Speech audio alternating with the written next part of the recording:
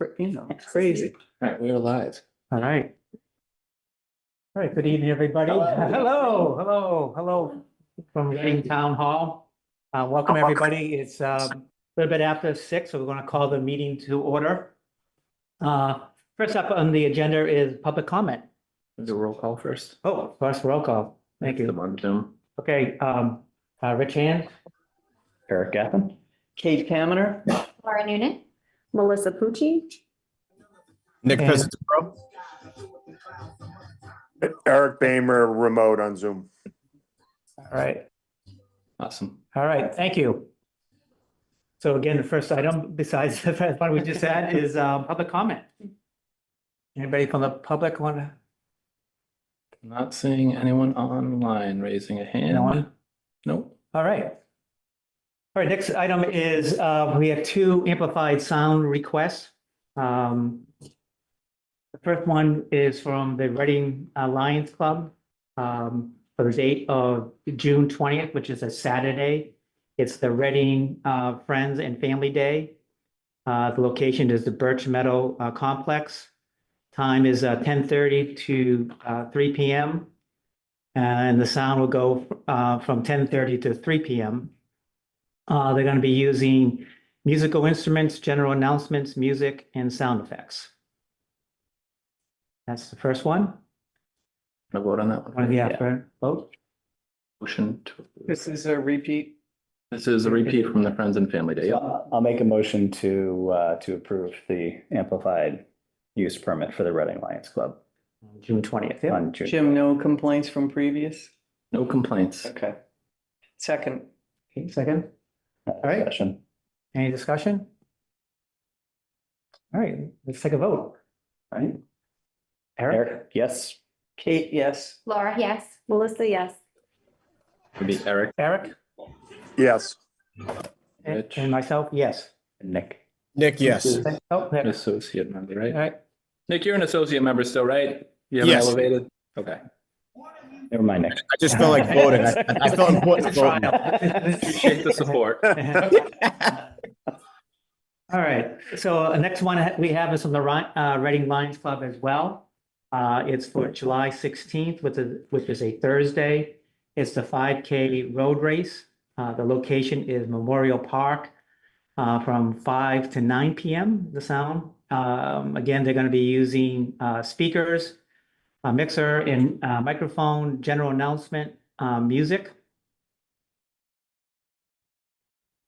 This is a repeat as well. This used to be the Friends of Reading Rec road race that was given to them.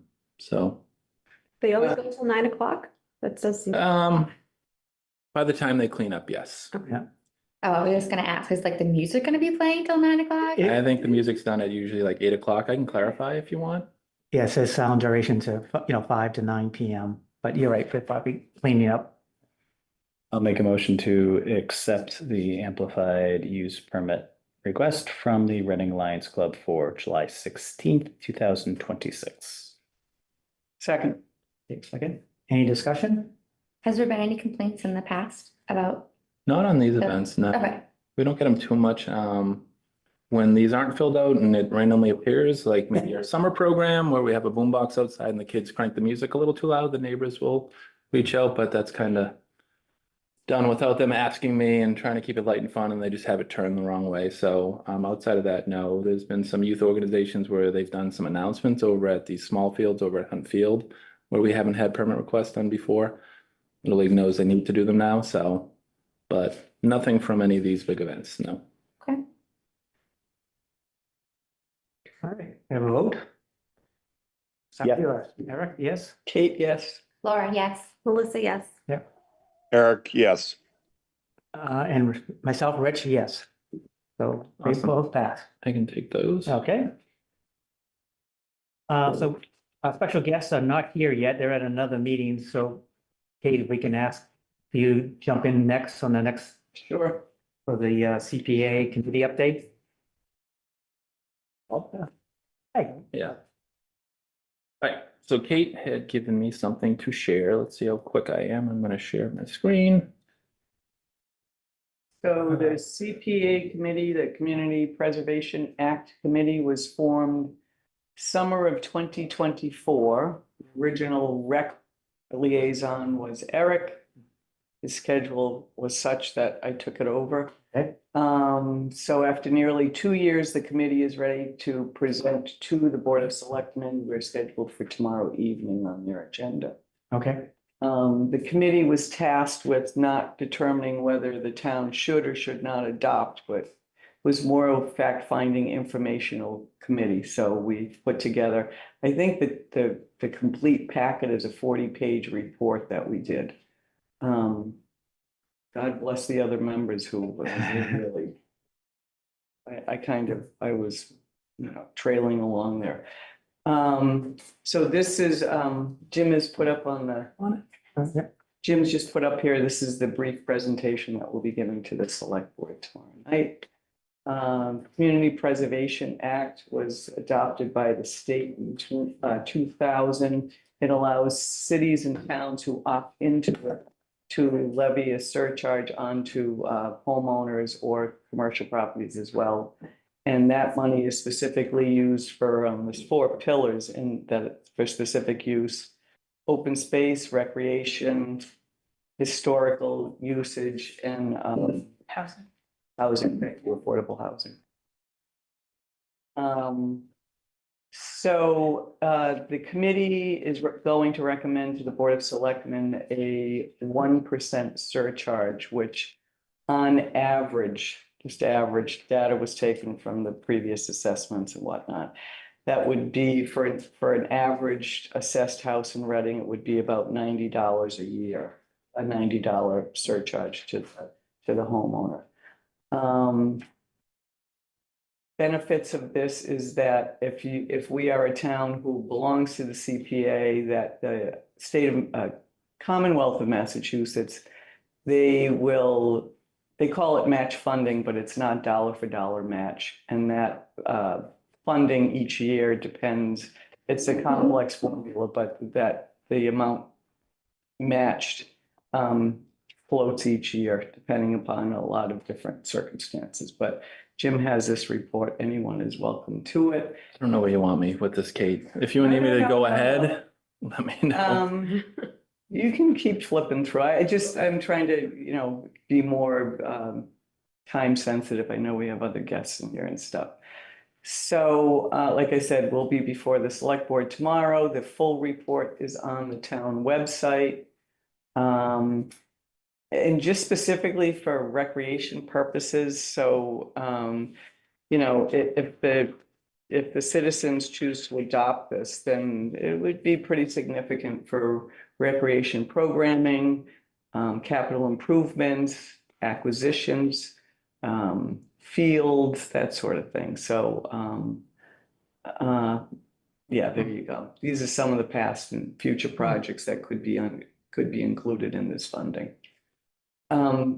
With the assessment, with the 1% assessment, the estimate is that it would raise about $1 million a year that these 4 pillars could use for projects.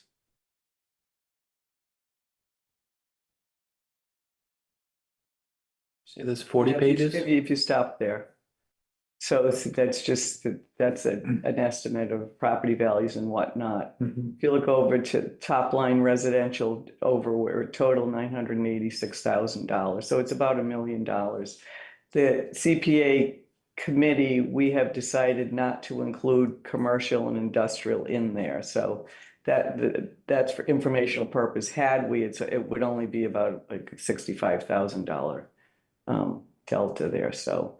And also one thing, it says exemption at first for 100,000 of property value. So your first 100,000 on your property would be exempt from the surcharge. And that shows you what we're estimating what the surcharge would be.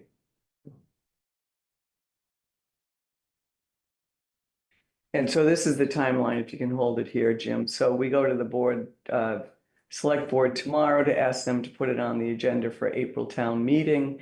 If April town meeting approves it, we're asking town meeting to approve it, to put it on a townwide vote in November. So November 26th, it would go to townwide vote, and if that's adopted, then it goes to town meeting April 27 to create a permanent community preservation committee. And then allocation of funds begins and distribution, so July of 28 would be the first payout. And that's about it in a real nutshell.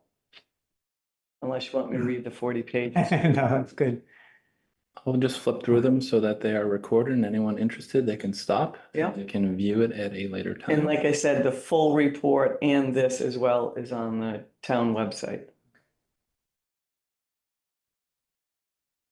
Okay, I have a question for you. Mm. When Jim's going Mhm. through that, if that's okay? Yeah, absolutely. Yeah, so how does the money get distributed? So you get this, say, $1 million in, it goes to the committee, or they make recommendations and the people. Right, so at the end of the day, Yeah. everything, it's always the select board's decision. Okay, But when it, when this permanent committee is created, I would assume it'd be similar to what the committee is now, right? A representative from recreation, from housing, from open space, that sort of thing. And then probably someone from FinCom and a select board member. okay, And basically they would sit and, okay, here's the pot this year.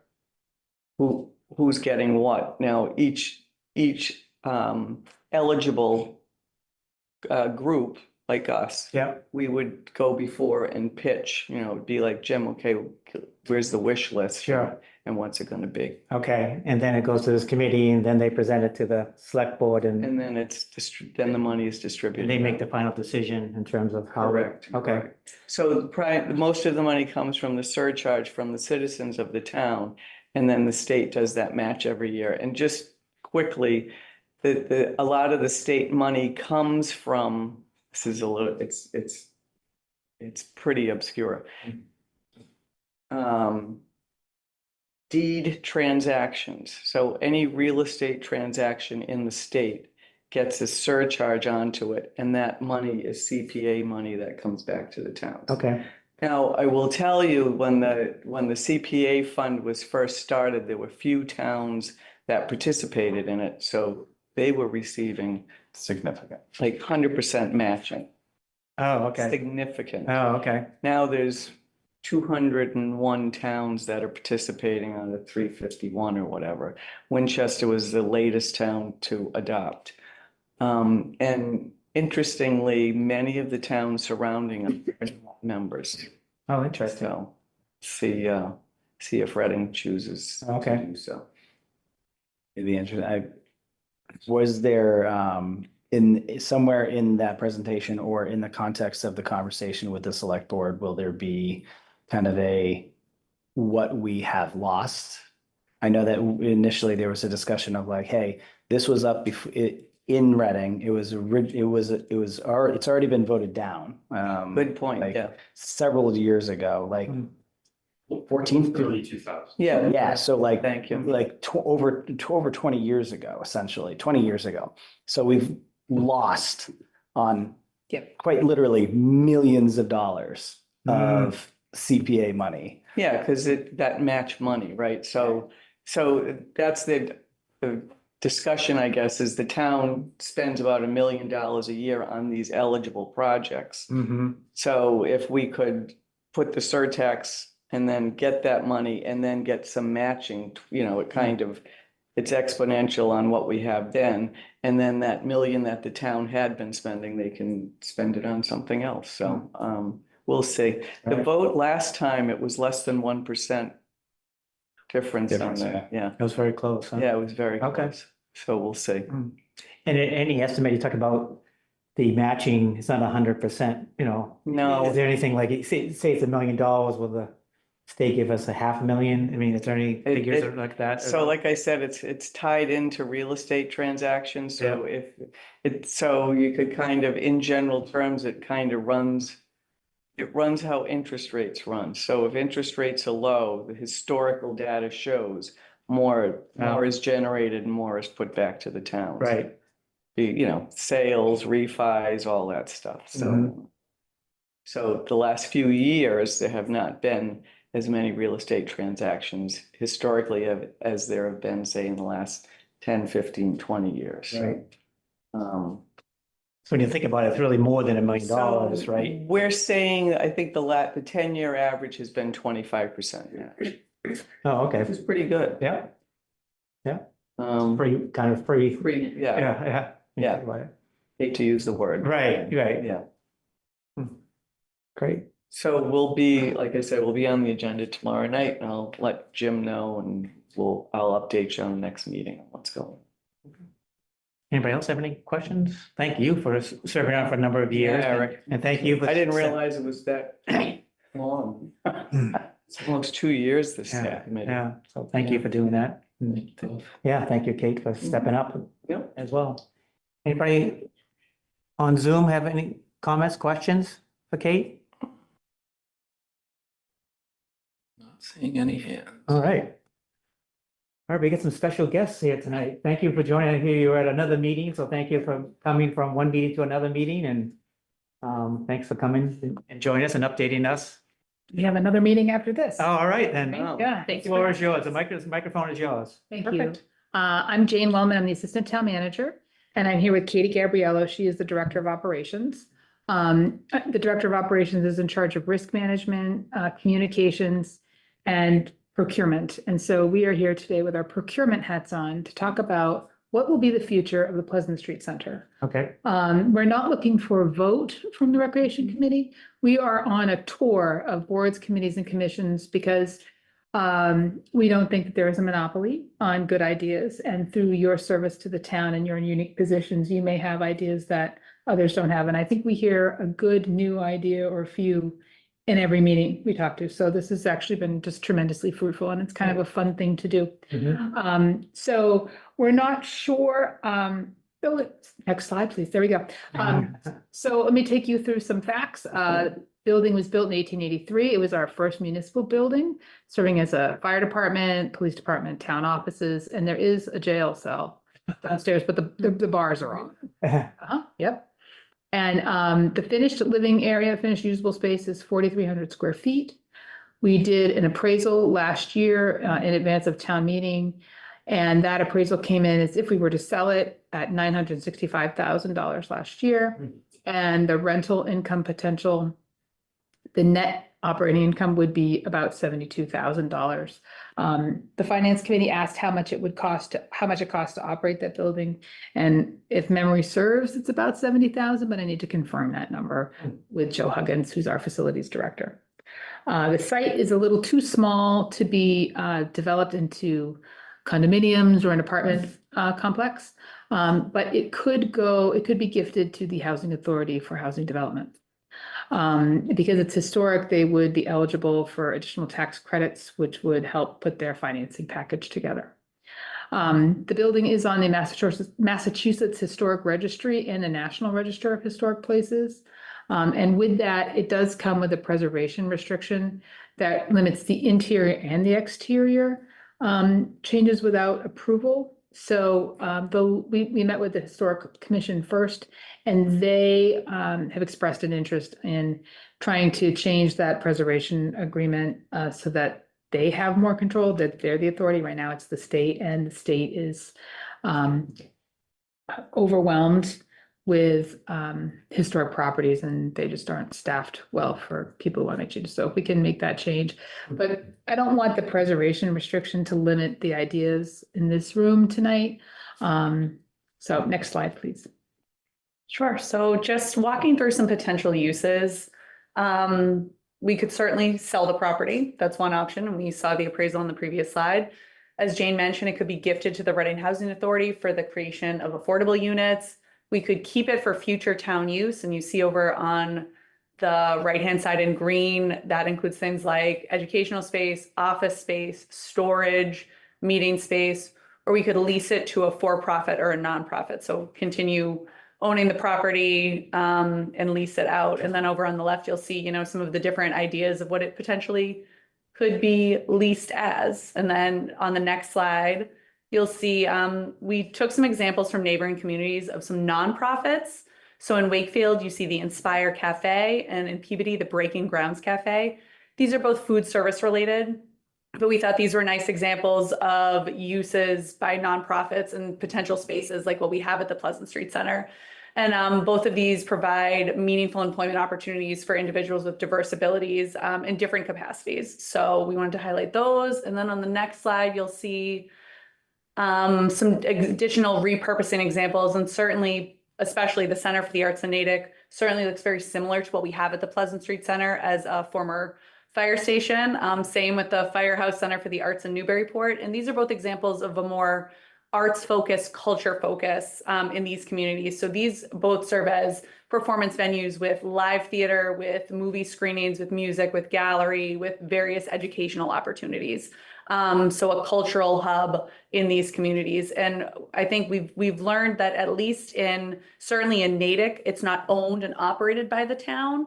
It is something that they partnered with a nonprofit in a sales model, and it was redeveloped into the Center for the Arts. I'm not 100% sure on Newburyport, but I don't believe Newburyport is the operator of this venue. Right. So, and the next slide. So some things to keep in mind as we go through this process as a community. With the lease or the sale of the property, the town has to engage in a competitive solicitation. So that means that we can't say, put out an RFP for a particular business or a particular kind of business necessarily to go there. But we can say things like, we will offer, we will give greater weight or favor proposals that will serve us best. And so that might be particular dollar value, or we could lease it to, we say we want to lease it to a local nonprofit, something like that. I will say, in the interest of fairness, that the food pantry, the Reading Food Pantry, has come to the couple of select board meetings to express their interest in this property. And I think they're interested in the main floor and then the basement floor for usage. And so, that's very interesting. We can't make our RFP say, we want the food pantry to be there. But it's wonderful that we know that we have a local nonprofit. So if the appetite of the community is to kind of pursue a nonprofit utilization, we can put that favor. We're not at the mercy of whoever comes in with the most money. The town has more control than that through the procurement process. The select board may lease the Pleasant Street Center building in whole or in part, but if the parking lot is included, then that has to go to town meeting. Town meeting has to decide what happens with the land, either selling it or leasing just the parking lot as land has to go to town meeting. So we don't make up the rules in Massachusetts procurement law, but there's some funky ones like this that we kind of run headlong into from time to time. And then the addition. So I apologize. So you can lease the building specifically. The select board can authorize the lease. Can authorize a lease if it doesn't include parking. That's But if it does include the parking, then it has to go before town meeting. correct. And that has to do with the exclusive use of the parking lot. Yeah. So if the select board did determine a lease was the best model, the tenants could use the parking lot, but they would not have exclusive use of the parking lot. So it would remain a municipal lot open to the community. Right. Yeah. Okay. So you might add, it's a municipal lot right now, it could stay a municipal lot. But if the best usage is to lease out the parking lot too, then we'll go through that, open that town meeting, make that decision. And then just to let you know, the initial conversation we had with the select board is they're sort of favoring a lease versus selling it. We're here to get your ideas about what you think might be useful, and we'll report that back. We're collecting all this data. We'll report it back to the select board, and we'll be also doing a community survey online. Look for that. You can fill that out as well. So that's where we are right now, and open it to discussion. What you folks think, we will capture your thoughts and we'll report them back. Hey, one question before we get, what's the timeline? In terms of, So if you just broadly, what's the, sure. So we're moving, the Recal Center should be opening in August of 2027. 27, okay? So a year from this August. Yep. And so then the Pleasant Street Center would be vacant for a new tenant or owner to, move in. We are sort of the mind that a decision should be made at some point prior to November, so we can put, if there's a decision that needs to be made at town meeting, it'll go at November town meeting. And then ideally, we could put out a solicitation, and then that new owner or tenant would have time to make design decisions if they want to make changes inside the building. Okay. So we want to kind of give some runway for the future owner to do that, so that when they move in, they can do what they need to do. But it's our property and we can take the time we need. Right, right. Excellent. And I would say my first comment is, first of all, it's a lot of work, so thank you. To kind of like keep your things organized and to, gather everybody's thoughts on it. My personal opinion, not reflective of the rest of the Recreation Committee per se, but strongly would support any sort of lease and maintaining ownership of it, as opposed to selling it. I think it'd be very short-sighted to sell it. I've heard some folks really lobby for it to be sold, and I think property in our town is so valuable to our community that it would be silly to let it out of our hands. It'd be better if we could maintain control of it and do what is best for the community. Okay. Personally, like some of the I like some of the creative ideas around an art, something like an art center. You could even combine. I mean, I feel like it's almost big enough. You could combine it. You could have some of those interesting little coffee shops, kind of like as part of that, like to sell to patrons that come in for the arts. So maybe it's not an either or, but. Right. Sure. Okay. So Jane, the two, Newburyport and Natick, I believe, the ones you showed, are those properties comparable in square footage to? Yeah, so I've been to Natick, and it's 4 bays instead of 3 bays like ours is. And that's a big black box theater inside, like stage. They do Okay. music's there. I saw a Soul Asylum there a couple of years ago. Okay. Right? really? Yeah, it's a throwback, Soul Asylum. Yeah, it's fantastic. And that is owned by a nonprofit Right. that runs it. Right. So they bought it from the town. Newburyport looks a little smaller. I'm not sure. I haven't been to the Fire Center for the Arts, but yeah, I think it's Okay. a little bit different. And just lastly, for me, the $80,000 net operating income. So that's, More like 72. 72, Yeah. sorry. Yeah. So that's net coming back to town. Correct. Okay. So it's You not a said it's huge windfall. And you said it's not It's not nothing. not a It's whole. It's not nothing. Yeah. And it's about 70 or so to operate it. Yes, ma'am.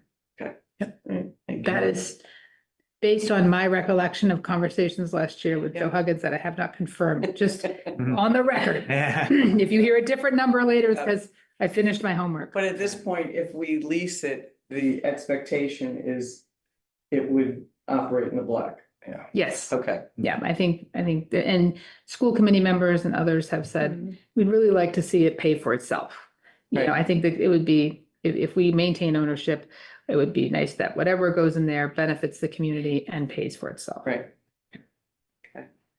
I will also, I'm with Eric and, just initially listening, it would be nice if the town could hang on to it, especially with its historic designation and that great location. Well, if you look at the Natick Center for the Arts, it looks like the same architect built it. Right. And it's Right. so Yeah. similar. Right. Yeah. Okay. So question for you guys, what else have you heard? You said you've been going around to other committees. What is some of the feedback you've heard? Sure, very similar to what we're hearing from you folks Yeah. and in keeping with what the select board's kind of initial thoughts. It's been pretty strongly with, we're not growing new land. We should absolutely hold on to it. The location is so central to our downtown. So we've definitely been hearing that a lease seems to be the current preferred option from most of the boards and committees. We've certainly, as Jane said, heard the sentiment that, the town should be cautious about entering into the landlord business. And the building should absolutely, not be costing us money to run. So that has been a very strong message we've heard thus far. We've heard the Historic Commission really would like sort of like a museum space or document Yeah. storage to Mhm. be able to showcase some, you Mhm. know, of the documents that they're Mhm. holding on to in a room Yeah. Right downstairs. downstairs, So that's one option. The basement at the Pleasant Street Center currently floods from time to time. So we want to be careful with anything we Right. put in there. And multi-use is another thing that's come up. So we could have one entity lease main floor, basement, and then something different upstairs. There's been talk of, would RCTV be interested in being upstairs? This is the second time RCTV is, you know, broadcasting this meeting. So there's a lot of conversation about RCTV that they're not part of right now. It's Right. awkward. But, you know, there's been that conversation and then maybe, you know, the food pantry or another entity on the main floor in the basement. So we could separate it and Mhm. do a multi-space lease. That's possible too. We did talk to the Housing Authority and there was some discussion about, could it be an adaptive reuse and turned into, you know, a few apartments, like a studio size apartments. So that's an option. And then a member of their committee was also a fan of some sort of a cultural center or something that would activate the downtown at night and bring people into our restaurants. Can I ask a question? You had said in your presentation that it was a little bit too small to be repurposed and made into condos or an apartment building. But then like in your next breath, you said, but we could gift it to housing authority and they could make like apartments out of it. So I just didn't understand like how So- those two things connected. Yeah, because housing authorities have sort of, because they're doing affordable housing, they have sort of some exemptions that they are able to do because it's providing a public good versus a commercial enterprise cannot just come in and drop in into a smaller, you know, undersized lot. So I'm not a zoning expert, but the planning department does report up to me. But so there's more information. We can always dig in and get you more information about that. But yeah, the housing authority can do more.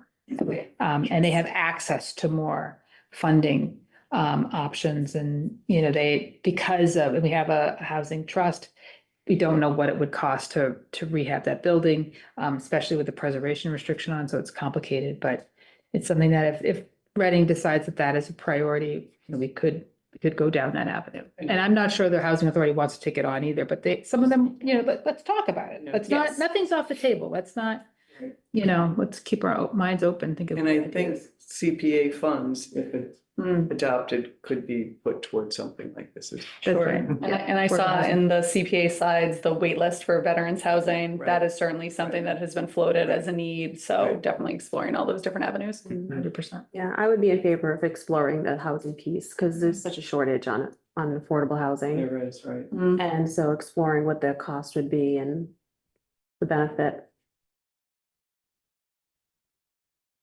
We know that there are long lines and we know people that are, you know, on that list to try and get into our housing in town. It's really very impactful. So for sure. Okay, that's great. Anybody on Zoom? Comments? Questions? No hands. No, anyone there? Eric? Anybody? Nope. Well, thank you for coming. Thank you for going around getting feedback from everybody, because I think that's an important piece Eric, do you to. have some? I saw you come off mute. I was, right when you said I'm good, we're good and went over, I was about to say, yeah, I'm all good. Awesome. Great. Well, thank you very much Yeah, for your thank- time this thanks. evening Yep. and entertaining our request. When you see the survey, feel free to also put your thoughts there. Sure. And I always think of things after a meeting. So if you think of something later, you're more than welcome to email myself or Katie. Our emails are on the town website. With like, hey, I thought about this later, you know, can you put this on the feedback list? So we're capturing this information. We'll report it back to the select board this spring. Sure. Okay. Thank you. Thank you very much. Bye. Have a great night. Thanks, you as well. Meeting. Number 3. 3 of 5. Thank you. Yep. All right, Next, oh, so he didn't have Pete coming in tonight. He had another conflict, so he get him for the next meeting. Just wanted to get everyone's pulse on our meeting last month with the COA meeting that we had over at Pleasant Street. You know, very good discussion, I guess I would say, for us to kind of talk to that organization and that group. So I want to take a moment to get your feedback. That Jim and I will kind of collect, and Jim's gonna take it back to the working committee. And after I get your feedback, I want to update you on our meeting that we had today as well. Laura's, go for it. Yeah. First, I thought that the comments that I made and others echoed with my thinking that the seniors, they had said that they wanted to have more use, or it was it first refusal of the gym space. Yeah, that was a priority of the gym space. And I had expressed that that wasn't really what was pitched to the community and what the community voted on. And that the gym was one of the rooms, or I think the only room that I said on this list of priority that really should be taken off of that list. And they shouldn't have priority for the gym space. And I thought that seemed like it was well received. It seemed like it was well received at the time. We did get a memo later from Jenna. Yeah. And it had more thoughts, I think, from that Council on Aging. And as I was reading that, I was getting like a different flavor, like maybe they were taking back that they were well receiving that, but I hope that that was a well-received message, because I think that it's an important message that the gym in particular really cannot be priority use for the seniors, just because of how it was put to the community and then voted on. Right. And how everyone expected to use it. Yeah. Yeah, no, I'm glad you spoke up to that during that meeting. Yeah, I thought that was a very important point, in that, you know, as it was defined as a community center, right? Exactly. You know. Center for Active Living. Center for Active Living, thank you. Right, they Yeah. changed the name and everything. Yeah. It's not being talked about like a senior center anymore. Right. It's a center for active living. Right. And I want to echo that too, because I, as we've been discussing here, I've been able to multitask on the meeting minutes on it. And it mentions really only when it got to that point in the discussion, and correct me if I'm wrong, whoever else was there, that when you did speak about it, and there was some pushback, obviously, but I also spoke up to that specific point of, hey, one, it's not necessarily what the town voted for in the survey, and two, are you hearing the concerns from my colleague? And I just want to make sure that Aura's concerns are in those minutes, because I don't see her name referenced. I'm in there as kind of the, because that was what correct me if I'm wrong, that was what your main point was. It was just, hey, the gym space, boy, that's a big shared space. Come on, you know, am I right? And I didn't want to correct who wrote the meeting minutes or whatever, but I think that point in the discussion was sort of tabled and not put in there. And I think that's an important thing to make. And I definitely think Jenna's memo afterwards was a little like clarification on whose part. You know, I thought we kind of. It was it was on page 2 when I read them before. It didn't, I did notice that it didn't say, you know, Laura Noonan spoke up and said, I'm fine that it didn't say that. Yeah, but I was fine with that. I needed but it cover did- there for you. That was. Because I was looking to make sure that what I had expressed was in here, and it Yes. says it in the recal policy timeline, there was like a generalized kind of like throwaway sentence that said concerns were raised about the use of certain spaces, such as the gym Yes. and walking track, with a focus on balancing access for both senior and general populations. So as I read this, I thought to myself, This was a very lengthy meeting and the poor guy, I don't know who got. Jenna did. Okay, it was Jenna, who got saddled with doing the minutes for this. They probably put it into AI and this is how it probably summarized it. All right. So I Okay. was like, I'm not gonna say anything because it was probably a lot of work to if you actually sat down and then the person said this and it would take forever. Mhm. Right, But fair. that sentence was in there. I think that it's probably good enough.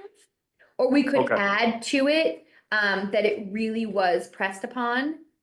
And it's Yeah, fine if you say by that me, would- because I did. And then I guess that's my point, because then they paragraphed it out and pulled Eric B, and I I noticed was that. I was just like, oh, I mentioned his following, name I with was that just in guy. essence, I was just in essence following up with Yeah, supporting what you had, and it was a lengthy discussion for Yeah. it. And then again, like you said, that follow-up memo to their follow-up was a little bit like, boy, are we back to square one? I thought we sort of hashed this Yeah. out. I I don't wouldn't go know. too much.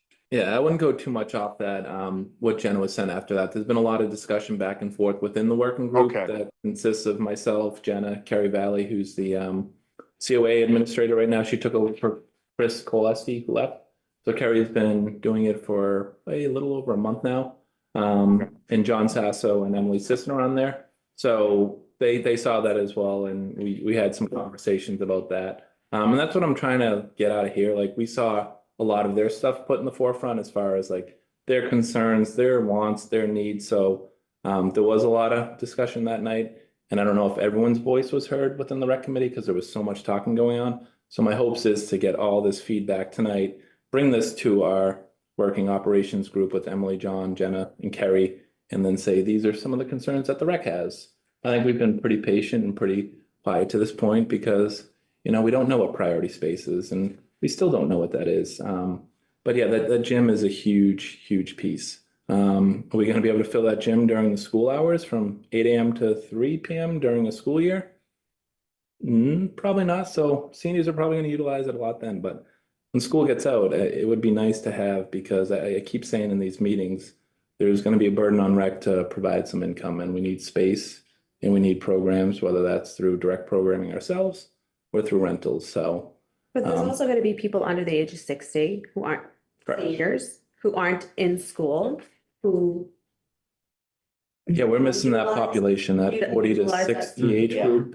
We Might want to missing utilize that space. We're missing that. And like I said in the meeting too, I did say like recreation doesn't stop at 60 plus. Yeah. We program all the way up to now. We have people 90 years old out there doing pickleball, badminton would be something good, billiards. So we don't just stop at 60 plus. You know what, maybe to Eric's point, we should put in here about that priority list, because that was how I couched it. I said, there is a agree. list, there is a list here of rooms that are on this priority list. And as I went through it, I said, I'm really only advocating that we remove that one room from the list, which was the gym, only because of how the whole project was pitched to the community, and then how people went and voted on it, because they were like, oh, what a great space I'm going to be able to use. And then all of a sudden the gym, which is a huge part of it, was being sidelined to priority use by the 60 plus community. So that was what I was advocating for removing that room, the gym, from the priority list. So maybe that should be in the minutes. Just a point of clarification here. Totally valid, and 100%, if we want to make that change to the minutes, we should. We do have another topic of the minutes. Yeah. So They don't do Yeah, anything. So we probably, we can talk about it in generality, and we can continue to have a conversation about like how important that is. Right. But let's leave the actual modification to the actual topic. Right. Got it. Yeah. Glad I Fair moved it point, to last. Eric. Yeah. We moved it to last on the Yeah, agenda. yeah. It worked out. That worked out well. Yeah. more concerns.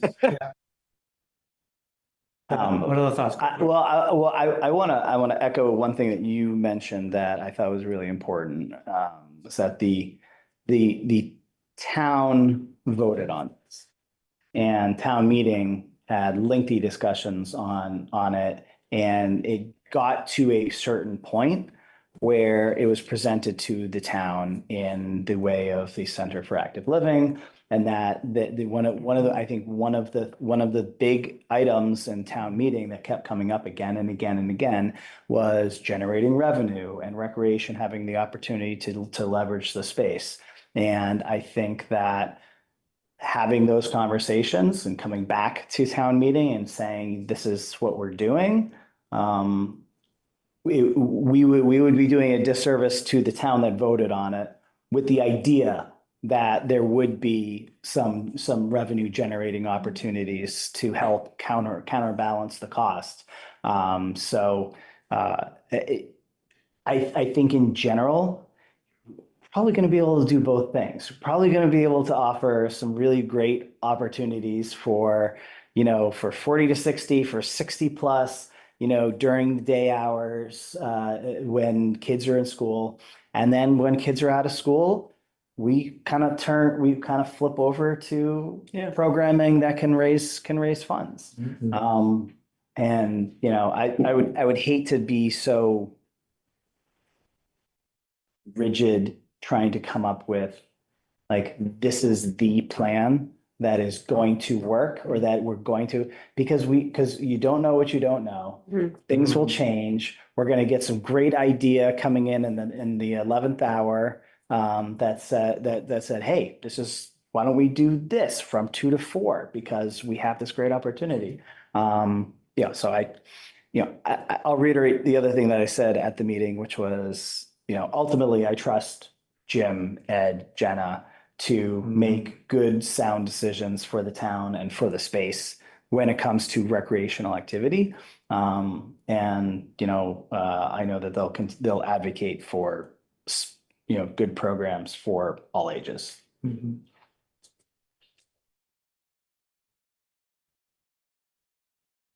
else? Kate? I went into the meeting figuring, all right, this should be a quick one.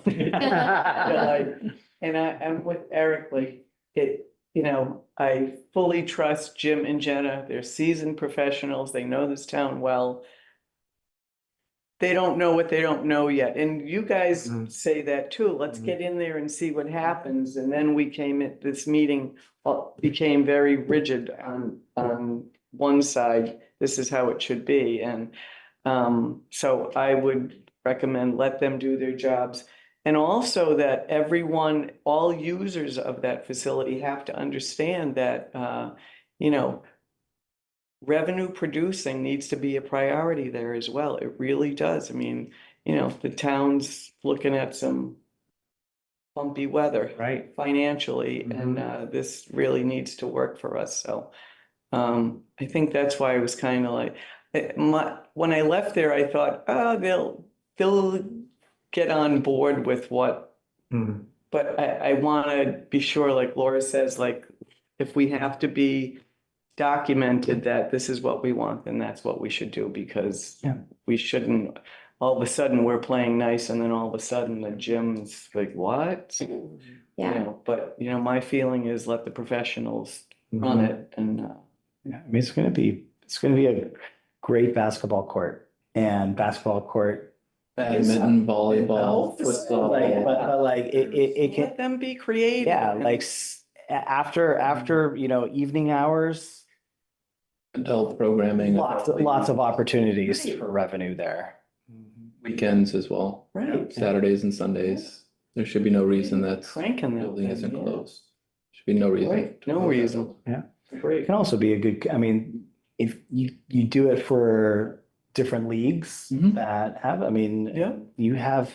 it becomes a community thing, right? It's a place where people can go and watch sports and watch competitions. But it's also too, residents you pay to play, Yeah. You grow with it, like how great a preschool program, and you can grow with that as you continue to keep your family here, hopefully as a senior too, you go right in there and it's seamless. Yeah. It's not, But that's why we have professionals to do this. but we love input from you folks here too. Yeah. I like my wall. I like my rec committee. So, Nick, do you have anything on this? No, not really. Actually, I was actually laughing at the last meeting too. One thing that stood out to me was the when they were talking about the 80+, someone with a cane in the track. That one really got me. That was a good one. Yeah, that one really Yeah. got me nice. But no, I like the direction that we're going right now. Great. Yeah, I mean, I totally agree. I mean, I think that, it's something that we have to work together on, right? And there's gonna have to be a balance Mhm. with everything in terms of programming, revenue generation. What the active community 60+ gonna use, or even under that as well. All of us are gonna be using it, you know what I mean? And you don't want to be, I think, Kate, you said, or Eric said, you don't want to be too rigid. That was a good word, in terms of this is what it has to be, because things change, right? Programming changes. You think about pickleball, right? Pickleball wasn't on anyone's radar screen Right. 12 years ago, right? 15 years ago, that wasn't a thing. And all of a sudden, pickleball is what it is today. You talk about, badminton, maybe badminton might become the next big thing. I don't know, Yeah. but you have to have that flexibility to adapt to whether the trends are, and could be a program for, education as well that we might need. So, I think it's a important resource that, we're going to have here in this community. We're very lucky to have. And, with that, Jim, you please fill in some gap there, that, one thing we were thinking was that, that was our first meeting with that group. And that we feel that, we need to have other meetings together so they can hear, our concerns and just hear their concerns, so we can work together.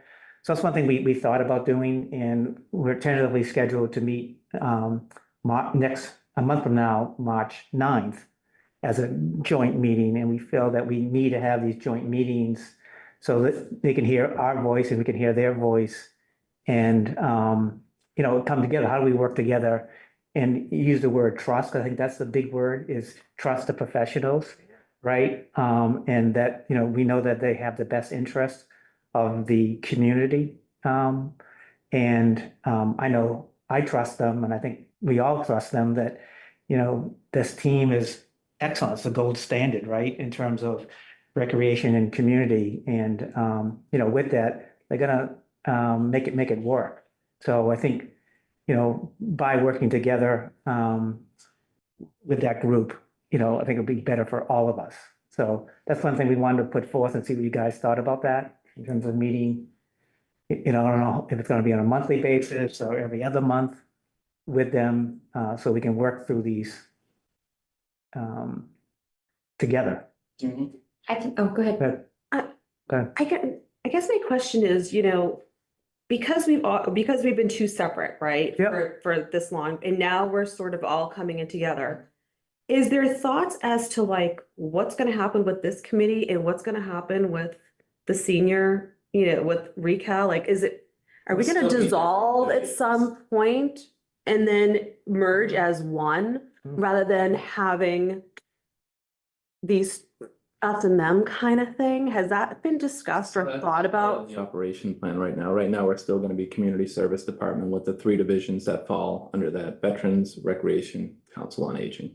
So we'll still be similar how we are right now, but 5 years down the road, could that change? Someone could say Parks and Recreation sound like a great collaboration, and then all of a sudden it's Parks and Recreation, and we're dealing with the parks crew that works for DPW. Things could completely change. Yeah. Towns reorg all the time. We could get into this building and they could look at it financially and say, why don't we do this? I'm just wondering if any of those discussions had happened at this point, since it's happening, like Yeah. we're gonna be together. Yep. So we've been meeting, myself, Jenna, we do a town team meeting with Veteran Services. We meet monthly. COA, which is Kerry now, and myself, and we sit down and we talk about everything we're doing just to start to build. We're going to be in the same building. We're going to be helping each other. Like, I'm not going to be like, this is a senior program. They need table set up. You deal with it. We're going to have to work in collaboration. Yeah. So it'll be good. We're meeting every week with our working group. That includes Emily and John, and they'll be present at that meeting on March 9th. Jenna will be there, myself, Kerry, John, and Emily. So they'll probably be leading the meeting, which I think is good, because John and Emily are impartial. So they'll be leading the meeting and they're gonna bring up these concerns that you guys are mentioning now, or things that you want to make sure aren't gonna get lost when we get in there. So. Make sure you show up. Yeah. Well, I was gonna say the 6 o'clock start time to that meeting was really hard. So I think that, Bad for seniors. yeah, I know that like, so I know that I'm not a senior, but I have a job and 3 kids, which clearly they probably do not. But 6 o'clock is really hard. An hour past Yeah. dinner. I So, agree. Bedtime. I so the concur. collaboration in the Yeah. meeting, like, it's very fruitful and I think it's a great idea and they should happen, but if we could just like not do it at 6 o'clock, cause even I had a hard time getting here at 6:30. So 6 o'clock was just really hard, so Maybe we could do it at 6:30 or so. 6:30? Yeah, I Yeah. appreciate You it. Yeah. requested, you're the chair. okay, I'll be 6:30. 6:30, okay. That's fair enough. Thank you. Yeah, And one final thing on it, as we're hearing about moving into it or sharing I've asked this multiple times, where's the permanent building committee on this? Are they ready to rock and roll? They're waiting for all the various constituencies to come back and say, here it is? Or is it, you Yeah. know, I can are kind we of give pie you, in the sky? This may not, I don't know. so I Jim, can give you a quick little update. PBC is meeting on Wednesday. The bids for the Reading Center for Active Living came in last Thursday. I believe there was 6 applicants that were on the bids, so these bids were for construction costs. The town had, I think, allocated 21.9 towards construction costs, and all 6 of the bidders came below, which is great. Well, I don't want to say the wrong number and get quoted for it, but the lowest one was about 2.5, almost $3 million under the construction costs. So now PBC is going to look at all the applicants, the sub bidders that fall under these contractors, evaluate all of them on Wednesday night, and then eventually look to award the bid to someone. I don't know how long that's going to be, but what I'm hearing, like, moving as quick as shovels potentially in the ground in a month or so. That's So amazing. it's on PBC right now. And the bids that we got were very competitive. They were very close and they were under the initial construction estimate, which is great. Yeah. I think those bid documents are online, or if you want to see them, I do have a copy. So, yeah, it was close to almost 3 million. It was like 2.7 under for the construction cost. Shovel in the ground contingent on There's- not too many there's built in the snowstorms. as well, too. It's the melting. Yeah. So the town officials were pleased last Thursday when they opened those up, so It's great. that was gonna be on my report after you beat me to it, so appreciate it, saved me a little time. all right, brother, dude, we can pick it up right from here then. Yeah, right? Yeah. Anything else?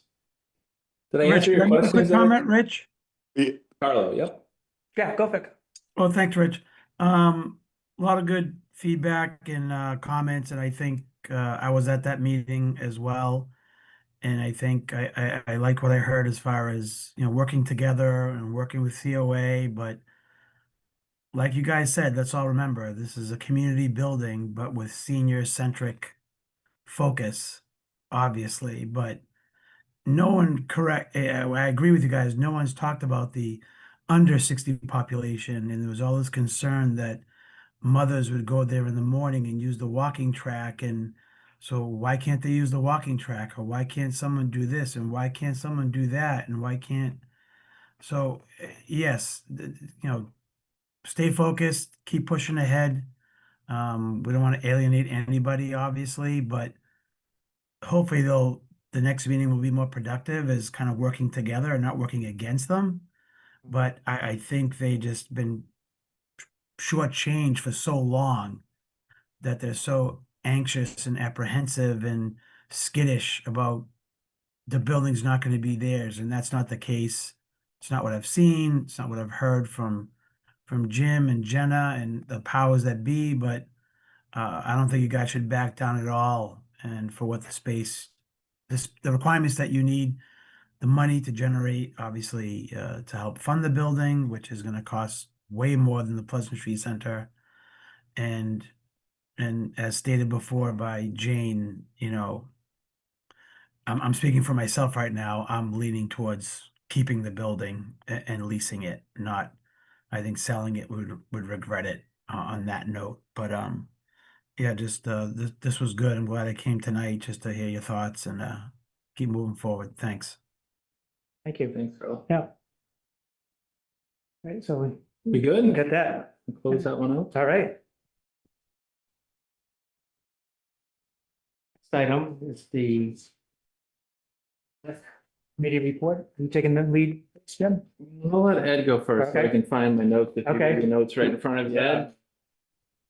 I'll be quick too, so you don't have a whole lot of time to. A lot of our winter programs that are like our bigger ones that I kind of circle on the calendar are wrapping up, like which is crazy. Special skates ended on Saturday, our Sunday basketball ended on Sunday, and then tomorrow our Neshoba program ends. So those are kind of our three big winter ones that are just wrapped up like that, and it's kind of crazy. So winter's over? Wish, right? That's not the groundhog. Some good skiing though, right? Yeah, that is true. It doesn't take us 2 hours to get there. Brutal. No, the show always brings some, I don't know, you never know what to expect with that program, but I will say it's probably the one we get the most compliments and most thank yous about. So the kids love it, the families love it. So if that's the case, we'll keep doing it. Sunday basketball is great too. Some coaches reached out and just thanked our staff, thanked us for another good year with that. And then our summer vacation program went live, which is always a fun day in the office, seeing all of those registrations come through. Big change this year with that program is that we have we're moving locations to Barrows this year. I mean, don't even know how long it's been at Coolidge, but I'm sure since we started it, I'm 20 sure. plus years at least. They have the gym offline all summer for some work, which sure is much needed on that gym floor, but we thought it'd be better to move to Barrows than to have a whole summer without a gym, because that'd be tough, especially when it rains. And one thing I did want to point out, we have all but 3 staff members coming back for our vacation program. So I just think that's pretty cool. People enjoy working there. The kids like it, and it's great for us to have another year of staff that are experienced. So the registration went live on January 28th. That day alone brought in 675 registrations. Wow. We have 3 weeks already sold out. Weeks 4, 5, and 6, which are like the last 3 weeks in July.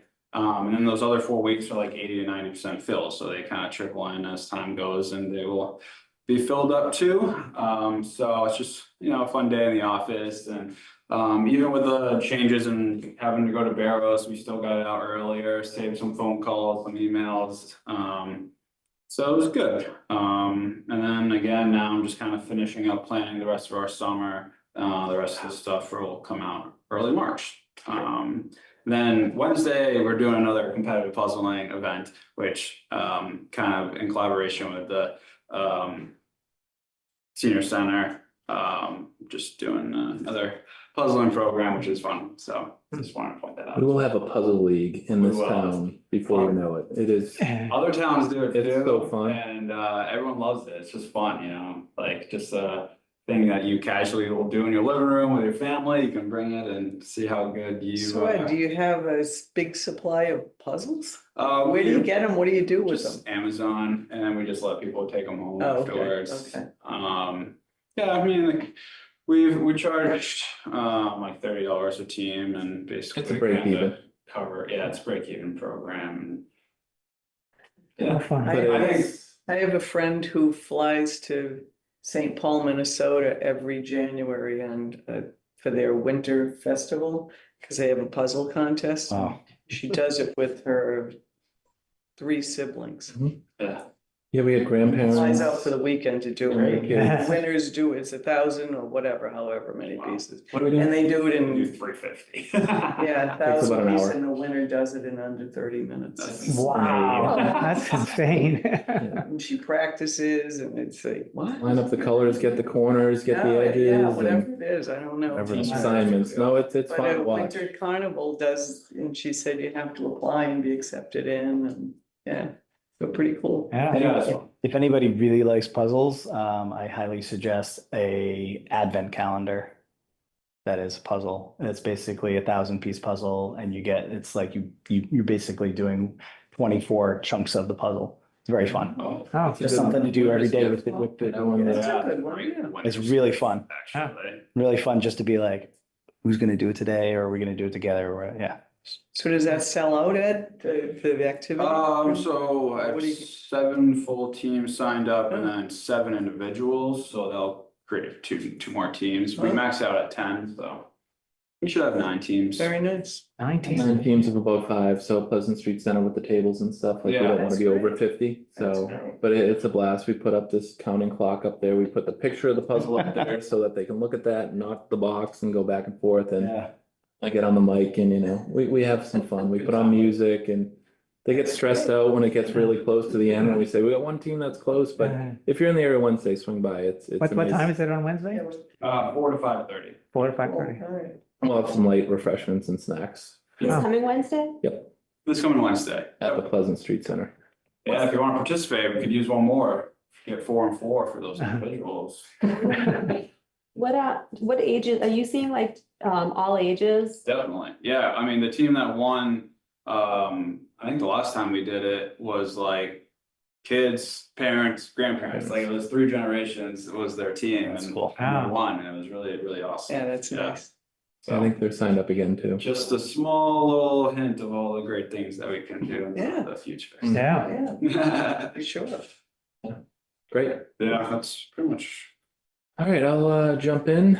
No, but kudos again for our summer camp registration. There's so much work that goes into, like, I don't miss doing this, setting up programs, whether it's our summer camp, basketball, like our tennis program. There's so much legwork that happens months in advance to make sure that everything is set up correctly, so that when we do open registration at 8 in the morning, like the worst thing that can happen, we open it up and the phone starts ringing. It is instant panic. It happened to me, not when I was in Reading, but in Winchester, because I forgot to click off one button. I opened up registration for flag football and I said, immediately send people to the wait list. Like there's little things like that. So if you got on at 8 o'clock, you were on the wait list and our phones didn't stop. So there's a lot that goes into making sure like programs are set up on the website properly. And we didn't get one phone call on that day when we opened up registration until probably 1 o'clock after we had 600 registrations. Yeah.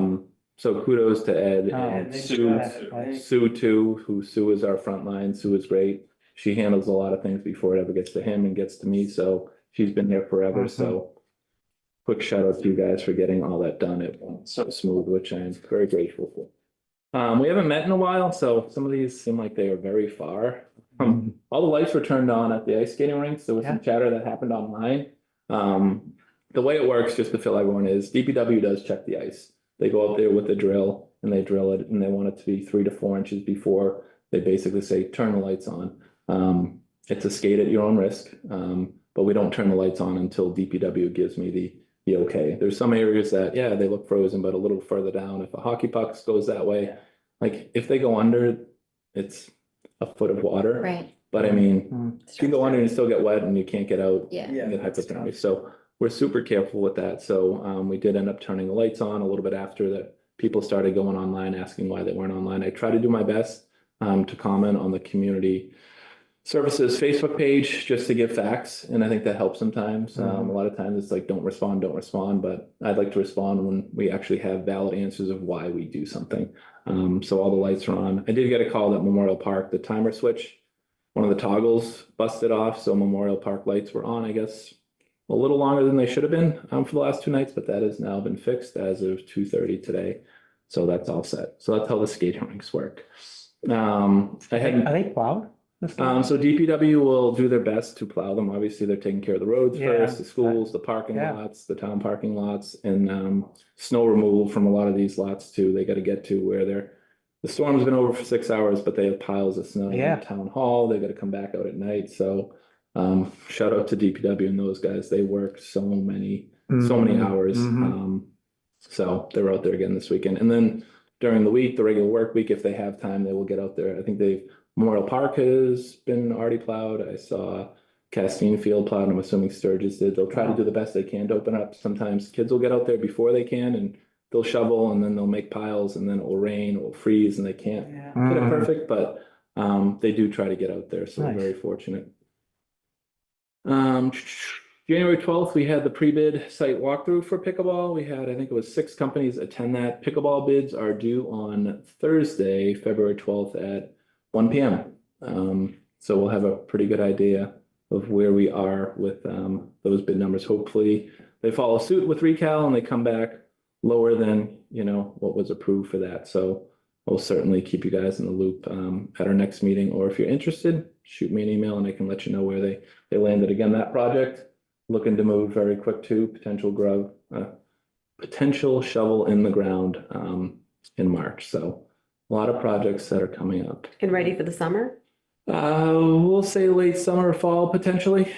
So ideally it would be great if they were open this fall. So with that being said too, we're going to start looking at what we're going to be doing with the pickleball courts, how it's going to work. I know at town meeting, there was talk about recouping some of the money. So coming up with membership fees, residents, non-residents too, to help bring in some income for those. So my plan is to reach out to our PPA this week, and any stakeholders involved, and start kind of forming a small little group where they come in and tell me like what works. Is it 1 hour, that you're coming in there? Are you paying a membership? Or is it kind of what you're doing now? Are you going on Play Local and paying for, a 1-day pass or a 2-hour pass? So I want to involve our PPA as much as I can, and maybe even potentially have them come in when we start setting these fees. And another thing too, the field fees, I think that'll probably be on our next agenda after the joint meeting, bumping up our field fees for our user groups. They haven't been touched in 20+ years. Currently, they sit pretty low. We go to a lot of meetings where towns are charging a lot of money per user. Some towns don't charge. They eat the cost. Right now, we stand at $12 per season per user for grass fields, $14 for turf fields. So right now we're looking at about a 20% increase. I did let all of my fall sports teams know about 3 months ago to start preparing. They do start registrations earlier. So just letting them know there's probably gonna be close to a 20% increase. I can see grass going 12 to 15 and then turf going from 14 to 17 or $18. So it'll be some additional revenue that we can put back into the fields too, but it's been long overdue. So that will be coming up. School department reached out to me last week. They're starting a new initiative. It's called Let Them Grow. It's a program for parents and kids who have those kids that are ages 9 to even up to 16. I don't know if you've seen it, a lot of stuff is structured for kids these days. Simple things as far as going to the bank, going into Starbucks, ordering your own coffee, ordering through a drive-through. There's these little initiatives that the schools, the library, and then the Reading Police Coalition want to work with us to try to get the word out, letting kids, get out and, get out safely, but play independently and do things independently. So there's these little challenges that these kids will have with talk to a police officer if you see them, go to the library and take out a movie and check out yourself. So there's all these little ticket items, and it will be age-based where they can come into the rec department, they get their little card, they go out there, they try to complete these little missions, with the assistance of their parents. And all these are things that are safe. And they go out and they do that, and then they come back to the rec department. And if they did complete it, they might get a $5 gift card. They might get a movie ticket, depending on how much they do. They might get a little grab prize. So it's something that's free to the community. Newburyport did it, and it was very successful. And I think we see it even with our teens when we interview some of these, young adults. They've never had an interview in their life before. They come in and they're nervous and all this stuff. So Socially, I think it'll be fun. Not gonna cost a lot of money, and I like collaborating with, whether it's the library, the school, or the police, working together, so it's something we hope to push out potentially this summer, so keep your eye out for that. Any questions on that? So what kind of activities? Okay. Yeah, so this Let Them Grow group has a list of activities like that they recommend. It could be going to, a park with your parents, and trying to make a new friend or introduce yourself to somebody that is also playing at the playground, go out and gather 5 kids and play a game of wiffle ball, take your bike, go for a ride. The police are going to be involved, so they, give us all these safety precautions so we're not liable and stuff like that. But we're open to suggestions. If you know of anything your kids would love to learn, we can kind of set this up however we want. My question was gonna be, you were reached out to by the school department, so does that mean it would just be like RPS students that would be able to be in this program, or would be open to the whole Reached out to community? the entire community. So they reached out to us directly, being rec, because we have such a big reach with the kids, young teens too. So they want to use us like as almost like a satellite spot where people can come in. We have normal town hall office hours. They can come in, they can get their little flyer of challenges that they need to complete. So yeah, they've been this, I forget this woman's name. I don't want to say it and be completely off, but she reached out to me about a week ago, just saying she'd love to collaborate with us. So not just for Reading students, Thanks, someone from North Reading wanted to come and do it. I have 0 issues with that. thanks.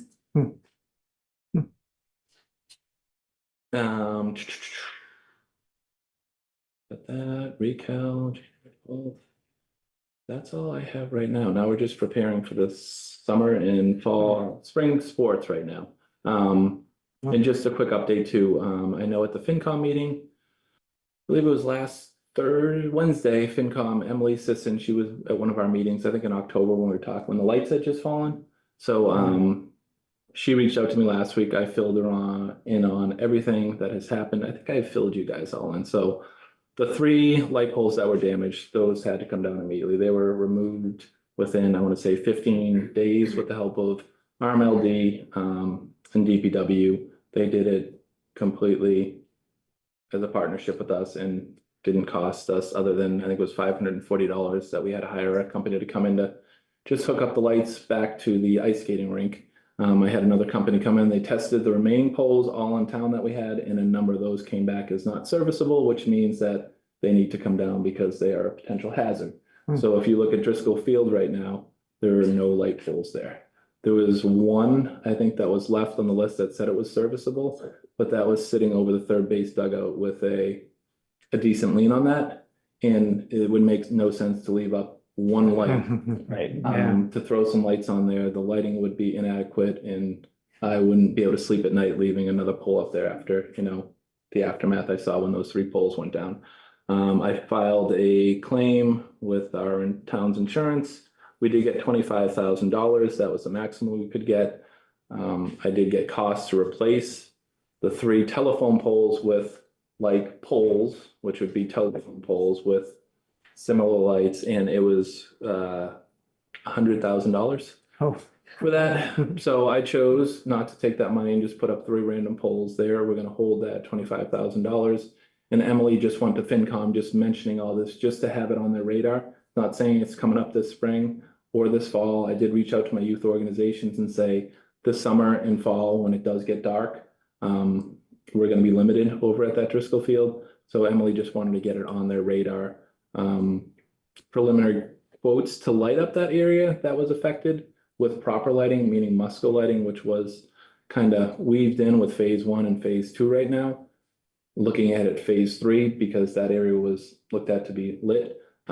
Just to light that softball field is close to $450,000 right now, and that would get us 6 poles to get that area that was affected back to good. So she brought it up at the FinCom meeting just to be transparent and put it on their map so that they know down the road we're going to be potentially looking for funds. CPA funding. There you go. There you go. But that is all I have on my updates. I don't think I missed anything. Sure I did. All right. Any questions? Any questions?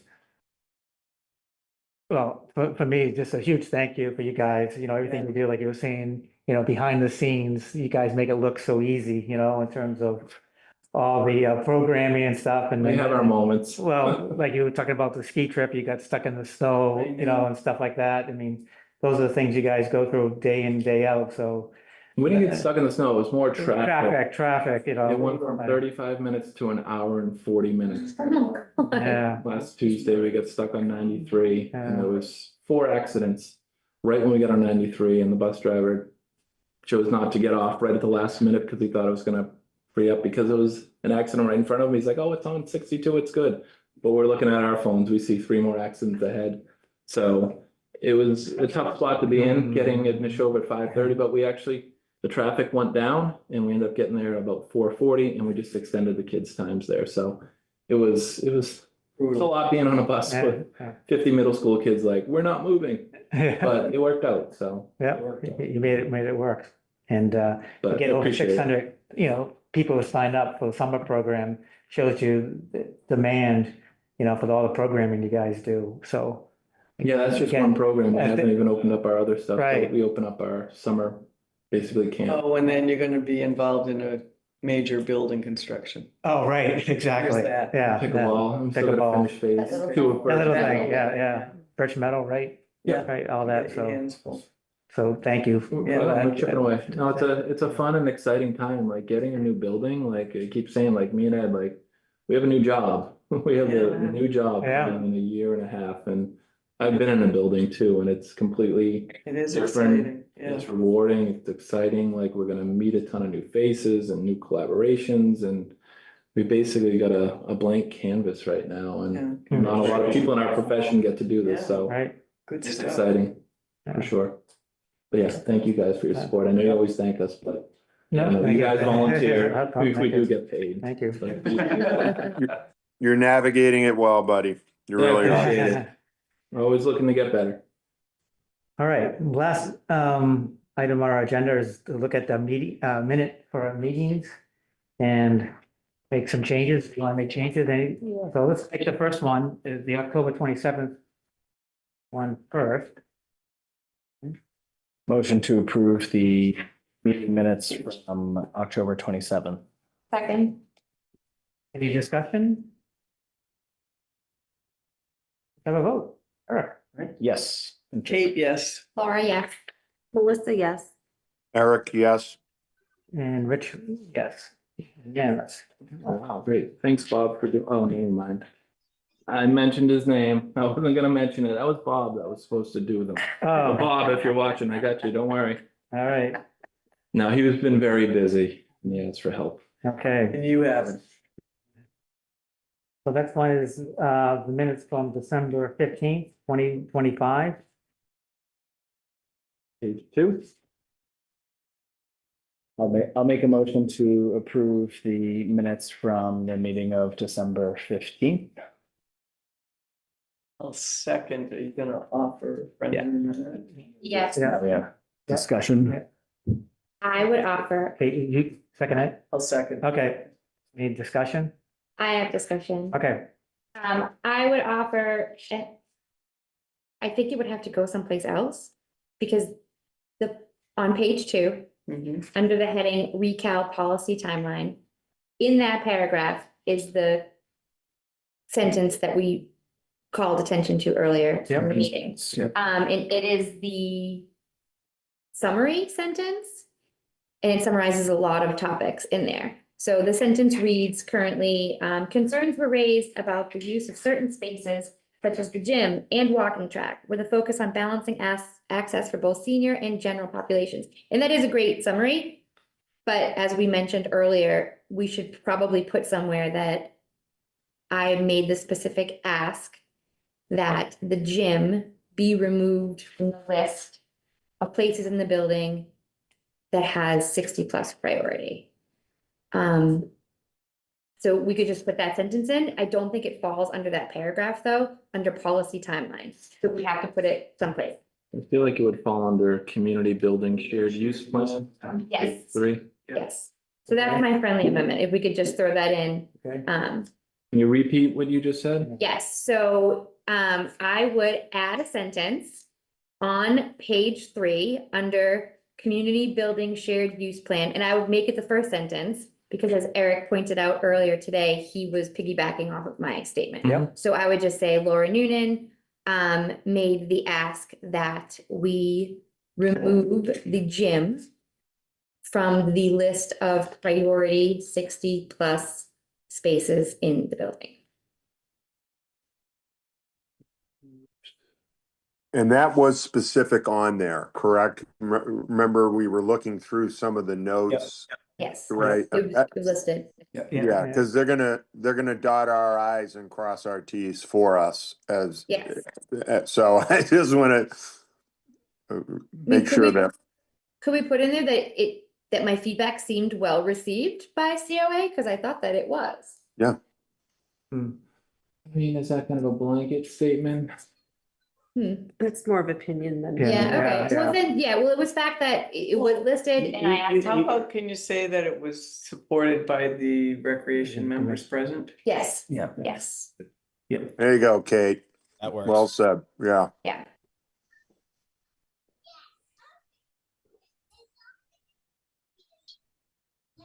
Does anybody think it's necessary to add more detail? Like detail that I gave about how, like why I thought it should be removed and because it was pitched to the community as a center for active living for all community members? I think they put that in, whoever did the minutes put that in there of my specific concern about SWEC and the town survey. So I think, and you know, I kind of got pushback on that. Well, that was a while ago, and I'm like, well, this is important because town meeting was operating under the assumption that it is for everybody, not. Yeah. I think I hope it's up to you I guys. think it's listed Okay. here with that. All right, then just. Oh, it that's is, Eric? Especially, Okay. especially if your comment comes first. Right. And then Eric B, that follows, so. Okay, Okay. Yeah. All good. Kind of like you're saying, like the last sentence there, right? Yeah. The meeting focused Yeah. on the shared This was a community priority building. in surveys. Yeah. Are there any other edits or changes besides that?